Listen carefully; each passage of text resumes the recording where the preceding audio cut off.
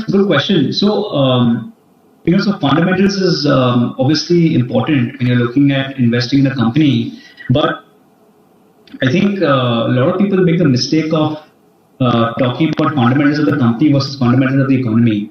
And this is a big problem because the market are not a reflect or do not reflect where the economy is today. The markets are efficient. The markets are forward-looking. So just to give you a simple example, 10 years ago, or maybe now 12, 13 years ago, we had the financial crisis of 2007, 2008.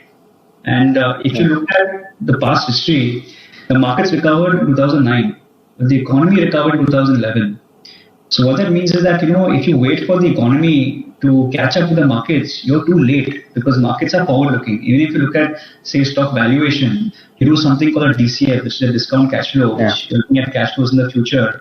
So the valuations are based on future earnings. So why should you even think about what's happening today? Because today is already priced in, or it was priced in, say, 6 months ago, not today. So essentially, I think investors should not make a mistake of saying that, where are the markets today and where is the economy? I think the markets are forward-looking. The markets today are saying that, we are back or we will go back to recovery anytime soon.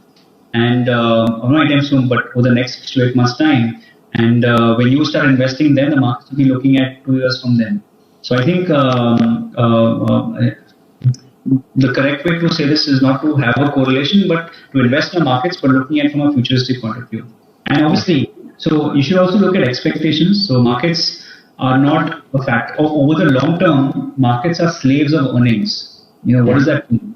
So if you look at, say, the last 15 years, so 2007 to 2013, the earnings or EPS, earnings per share, on average was about 13%. Markets grew around 14%. Last 6 years, India Inc. has not delivered. So we've had very poor corporate earnings. So markets earnings have increased 7%.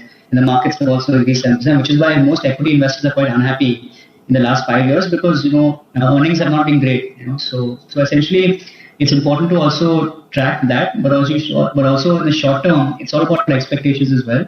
So if today we are expecting a recovery in the market, which is where the markets are at a high, if tomorrow something bad happens and if that expectations go down, that is when the markets will go down. So I think you should be thinking that, what is it which will lead to our expectations not playing out in the short term. That is when, I think you should look at changing your strategy. But if not, just from a futuristic point of view.